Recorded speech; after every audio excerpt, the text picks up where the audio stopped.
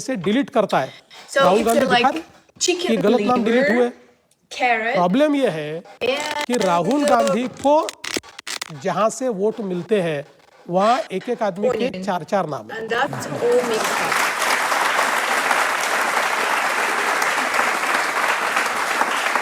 उनको तकलीफ ये है, राहुल गांधी को तकलीफ ये है, अब नाम कट जाएंगे तो एक ही वोट कर पाएंगे, ये तकलीफ है। शरद पवार ने तो जब महाराष्ट्र विधानसभा का चुनाव खत्म हुआ था तभी कहा था कि ईवीएम में मैनिपुलेशन हुई है। देखिए इनका प्रॉब्लम क्या है कि लोकसभा में जीतते हैं, महाराष्ट्र में तो ईवीएम एकदम तगड़ा है, कोई प्रॉब्लम नहीं है। ये हारते हैं तो तुरंत ईवीएम में प्रॉब्लम आता है। ये कर्नाटक में जीतते हैं विधानसभा में तो ईवीएम अच्छी है, ये लोकसभा में हारते हैं तो ईवीएम खराब हो जाती है। मैंने बताया ईवीएम में प्रॉब्लम नहीं, इनके दिमाग में प्रॉब्लम है।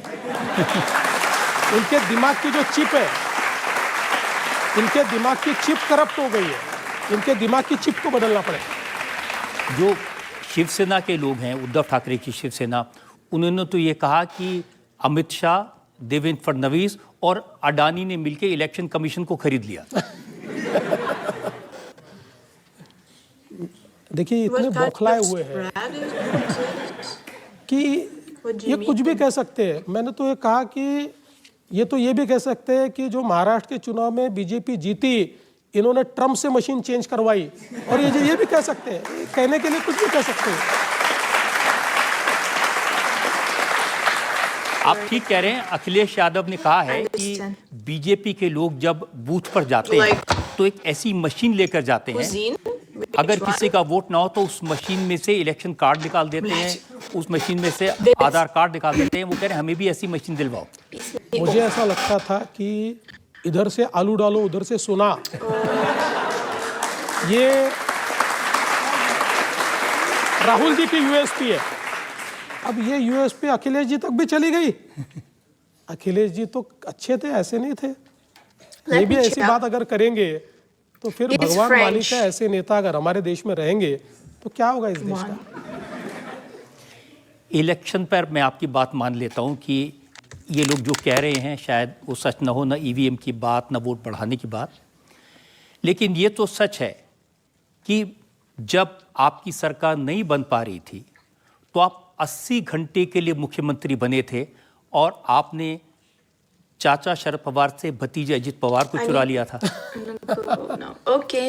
देखिए वो जो 80 घंटे की सरकार थी वो चाचा शरद पवार जी से बात करके हम लोगों ने तय किया था, क्योंकि जिस समय हमारे ध्यान में आया कि हमारे साथ चुनकर आए हुए उद्धव ठाकरे जी ने हमारी पीठ में खंजर घोंपा है और वो हमारे साथ नहीं आ रहे हैं, उस समय चाचा जी ने हमारे पास दूत भेजे।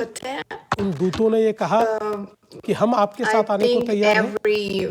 तो हम लोगों को ये लगा कि अब ये समय है कि अगर अपने साथ गंदी राजनीति हो रही है, अपने को समाप्त किया जा रहा है, तो जिंदा रहने की जरूरत है। इसलिए हमने चाचा जी से बात की, चाचा जी ने सारी चीजें तय की, चाचा जी के कहने पर ही हम लोगों ने सब निर्णय किए। पता नहीं चाचा जी क्यों पलट गए। चाचा जी पलटे लेकिन भतीजे जी नहीं पलटे। तो भतीजे जी ने कहा कि चाचा जी पलट गए लेकिन मैं आपके साथ में हूँ, तो भतीजे हमारे साथ आ गए। तो हम लोगों ने शपथ ले ली। हालांकि 80 घंटों में हमारी शपथ खत्म हो गई और हमने इस्तीफा भी दे दिया। बाद में तो शरद पवार कह रहे थे उन्होंने इसलिए सरकार बनाई ताकि राष्ट्रपति शासन को हटाया जा सके और फिर कांग्रेस और एनसीपी और शिवसेना की मिलीजुली सरकार बन सके। राष्ट्रपति शासन क्यों लगाने की आवश्यकता ही नहीं थी। शरद पवार जी ने ये शर्त रखी हमारे सामने कि अगर हमको इस प्रकार की मिलीजुली सरकार तैयार करनी है तो मेरे को एकदम यू टर्न लेना कठिन है। आप राष्ट्रपति शासन लगाओ, उसके बाद मैं महाराष्ट्र का दौरा करूंगा और दौरा करने के बाद मैं ये कहूँगा कि महाराष्ट्र को एक मजबूत सरकार की आवश्यकता है। महाराष्ट्र के लोग वापस चुनाव नहीं चाहते। महाराष्ट्र के लोगों की इच्छा है कि बीजेपी और एनसीपी मिलाकर सरकार तैयार करें और फिर हम सरकार तैयार करेंगे। इसलिए हम लोगों ने मैंने इस्तीफा दिया ताकि राष्ट्रपति शासन लग पाए। और सारी राष्ट्रपति शासन ऐसा नहीं लगता है, राज्यपाल जी ने सभी को पत्र लिखा कि आप बनाना चाहते हो, आप बनाना चाहते हो, आप बनाना चाहते हो। सबने कहा नहीं। ऐसा ही पत्र ये शरद पवार जी की पार्टी को भी लिखा और शरद पवार जी की पार्टी का जवाब मेरे कंप्यूटर पे टाइप हुआ कि हम नहीं बनाना चाहते और आप राष्ट्रपति शासन लगाइए, क्योंकि उनके साथ मिलकर हमने ये किया था। इसलिए राष्ट्रपति शासन जो लगा उनके कहने पर लगा था और उसके बाद वो पता नहीं क्यों बदल गए। उन्होंने बदलने के कारण हम लोगों की सरकार चली गई। देखिए, आप इतने अनुभवी नेता हैं, शरद पवार पर भरोसा कर लिया।